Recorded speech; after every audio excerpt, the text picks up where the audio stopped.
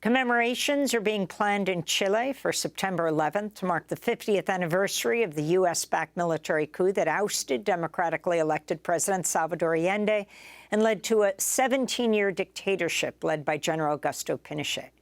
A U.S. congressional delegation recently traveled to Chile ahead of the coup anniversary. During their trip, the lawmakers called for the Biden administration to declassify more documents on the U.S. role in the coup. Congress members taking part in the trip were New York's Alexandria Ocasio-Cortez and Nydia Velázquez, Florida's Maxwell Frost, who we spoke to yesterday, and Joaquin Castro and Greg Casar, both from Texas. The delegation also traveled to Brazil and Colombia. Texas Congressmember Greg Casar joins us now from Austin, Texas. We're also speaking to you on the day after President Biden met with the Costa Rican president at the White House to talk about issues including migration. But we want to start where you were in Latin America and particularly talk about what's happening in Chile right now, just ahead of that other September 11th, 1973, when the U.S.-backed Augusto Pinochet rose to power and the democratically elected president, Salvador Allende, died in the palace. Amy, Juan, thank you so much for having me on. Just got back from this trip to Colombia, Brazil, and Chile, and it was an important and historic trip. It was the first time that anyone can remember that an entirely Latino delegation of members of Congress went down. Many of the heads of state and ministers that we met with were surprised, first of all, to have almost the meetings almost virtually entirely in Spanish, and in Brazil in Portuñol, which is kind of what folks call a mix of Portuguese and Spanish, like we call Spanglish here when there's Spanish speakers and English speakers in the room.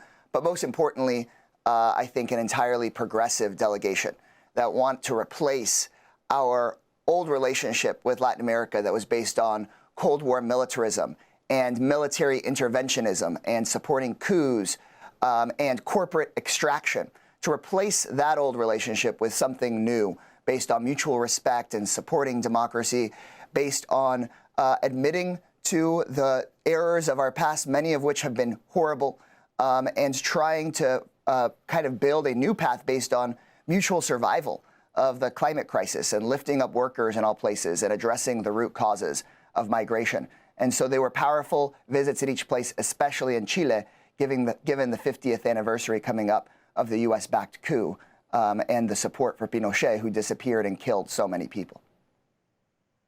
And Congressman, congratulations on the trip. But I'm wondering, in terms of the choice of countries, especially when it comes to transnational migration, Venezuela has become the main source now in South America of migrants to the United States.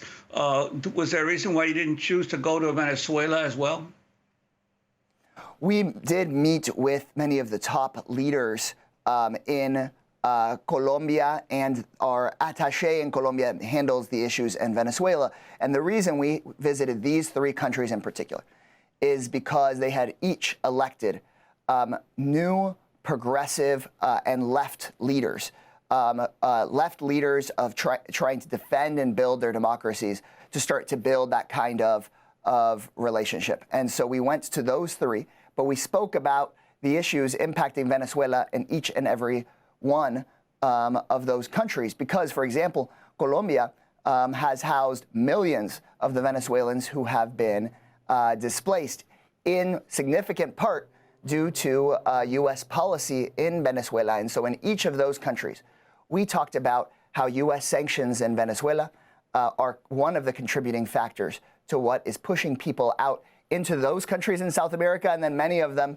to risk their lives in the Darien Gap, and then to arrive in the United States. And if we want to address, as you've written about so extensively, Juan, the root causes of migration, the harvest of our empire, then we need to talk about how we're going to provide stability and hope and food to people in Latin America, rather than toppling governments and rather than starving everyday people. You know, there's this myth that our sanctions are only targeted at certain leaders, at certain elites. But in fact, it's proven that so many of our sanctions are ultimately starving people in their home countries and causing forced migration. we should have a system of legal migration where people who want to seek opportunity have the opportunity in a safe and orderly way to migrate to the United States. But we know so many people are being pushed out of their homes that never wanted to leave in the first place. And how do you hope that the Biden administration will change its policy in the region? What were you hearing from some of the leaders in those countries about what they would hope the United States would do, especially now we're in the 200th anniversary of the Monroe Doctrine? Yeah, I think Chile is a perfect example of this. 50 years ago, the United States supported a coup of democratically elected leader, President Salvador Allende in Chile. And the coup led to 17 years of dictatorship under Pinochet. And many of those documents about how the United States supported this coup and then supported the dictatorship afterwards remain classified. And we went to the Museum of Memory in Santiago, Chile, to call on all of these documents to be declassified. And here, just a few days ago, the Biden administration declassified some of those documents. And the question is, why is that so important? And in talking with everyday people in Chile, movement leaders in Chile, and elected officials, for them, the day of that coup is probably the most important marker in their history that pretty much anybody can remember. Just in the way we talk about, where were you the day that JFK was assassinated, or in my generation, where were you on September 11th, 2001? For them, it really is what happened that day of that coup when so many people were exiled, so many people killed, and many of those bodies from that historical event still not found. And so beginning to stand in Chile and say that we have done enormous wrong and contributed to that wrong, and we want to establish a new relationship. We want full transparency for what happened. We want to provide documents that can help family members find the bodies of their lost family members who, quote unquote, were disappeared, but we knew were killed, as an important start.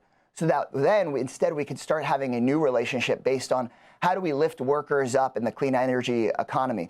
Chile has some of the greatest lithium reserves in the world. How do we protect indigenous communities there while making sure Chile's workers can be unionized and can have a decent wage, providing lithium to a new clean energy battery economy in places like the United States, where we are now trying to onshore manufacturing and make sure we create union jobs. So how do we lift up workers, reduce forced migration, and survive the climate crisis together? That's, I think, the relationship we want to have. But you can't just move on when you have supported, for example, a military dictatorship and a coup. We need to reconcile for the past, try to heal, and then work together to survive the climate crisis that will impact all of us.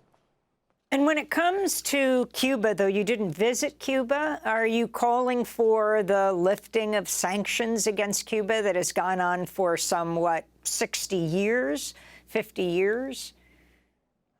Yes, we did visit. We did visit about sanctions in both Cuba and in Venezuela. Again, we went and met with many of the new young movement leaders who are in their 30s, just like me. From a new progressive movement of people who care both about defending democracy and supporting working people. And we know that there has been enormous migration, not just from Venezuela, but some of the biggest waves of migration we've seen in decades from Cuba.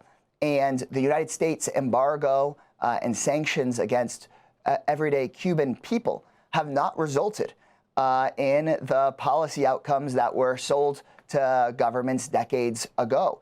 Instead, what it means is that United States farmers in places like Texas that grow rice cannot sell their rice to people in Cuba who are starving.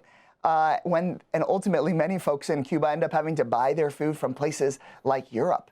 It makes no sense because we should, again, be making sure our foreign policy is based on feeding people, on supporting stability, rather than what Juan mentioned, the Monroe Doctrine or Cold War militarism that are based on trying to dominate other countries in the hemisphere. That has not worked. And again, this isn't just based on charity or humanitarianism. Those things, of course, are core values and very important, but they don't help people in the United States either. And I think that's a lot of what the conversation has been about, is that many of us were born after the wall fell. Many of us were born in 1989 or afterwards, not just the new electeds in the the United States, but also in Latin America. And so this opens up a door for us to say, those policies don't make sense. We don't want to relive or restart another Cold War. Instead, what if we do something that's not based on corporate profits or the military-industrial complex, and more based on lifting up the working people in each of our districts here in the United States and back in their homes in Latin America? And Congressman, you're joining us from your home state of Texas. I wanted to ask you about the latest news from the border. On Monday, the Texas Military Department confirmed that a member of the Texas Army National Guard had discharged his weapon over the weekend during a border-related incident and had struck a person on the Mexican side of the Bridge of the Americas. Could you talk about the situation along the border now, especially with all the high-profile actions of your governor there, Governor Abbot? Governor Abbott continues to pull dangerous stunts that have gotten innocent people killed in the river and on the border. I want to be really clear.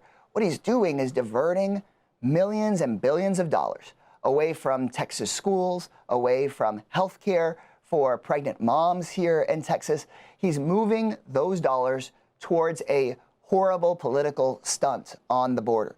He's making it try to be as broken as possible, basically for the Fox News cameras, risking the lives of people, violating people's basic rights, all to try to create a crisis rather than set up and support a legal, orderly, and safe system for people who are fleeing for their lives and fleeing from disaster. And this latest news is an example of that, where these National Guardsmen are supposed to be providing supposedly some level of logistical support.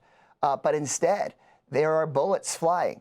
And that is certainly not allowed and shouldn't be a part of this. That's why I think the Department of Justice should be doing an independent investigation of this. We can't have the state of Texas investigating itself, so that we know the details both of this incident, but most importantly, about what's going on in general, right? You have these orange buoys being put in the shallow parts of the river so that people have to go and swim in the deepest part where people can drown. We have this horrible barbed wire along the border. They are trying to militarize our border.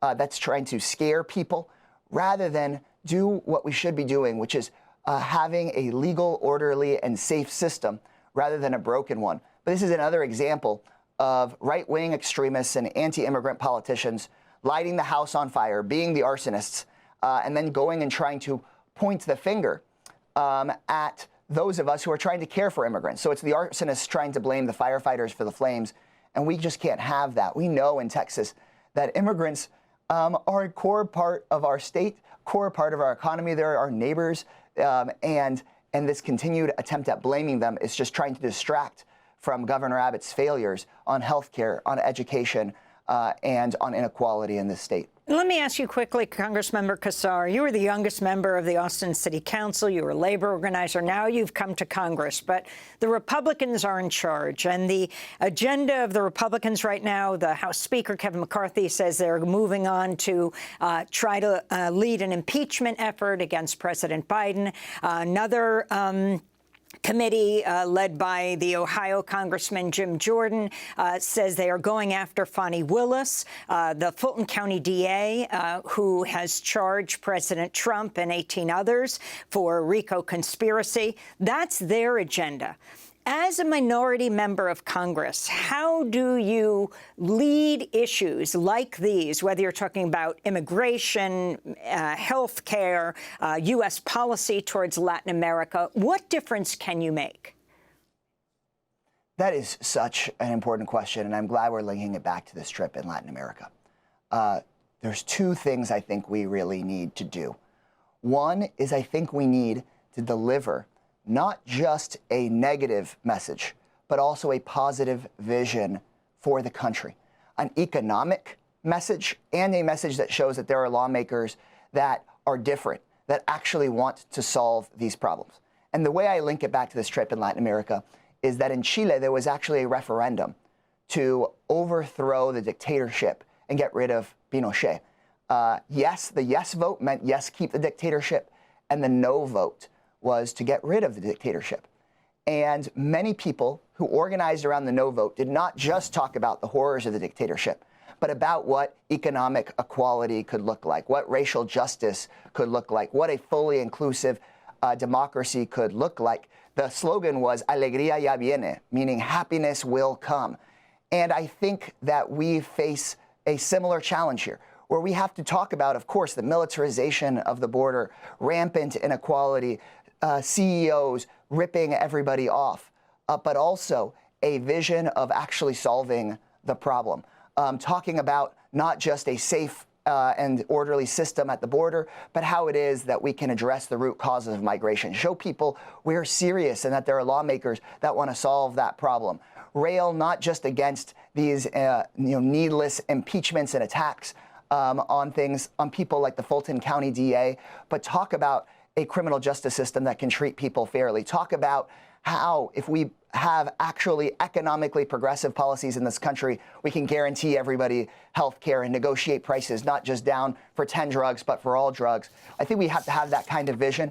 And even if it can feel a little hopeless right now, and I know that's how it feels for many people in places like Texas, thinking of people in Chile overcoming dictatorship, overcoming odds even greater than these, having a referendum where people were scared that if they were working on getting rid of the dictatorship, that their families could be disappeared, that they themselves could be hurt, but they overcame that.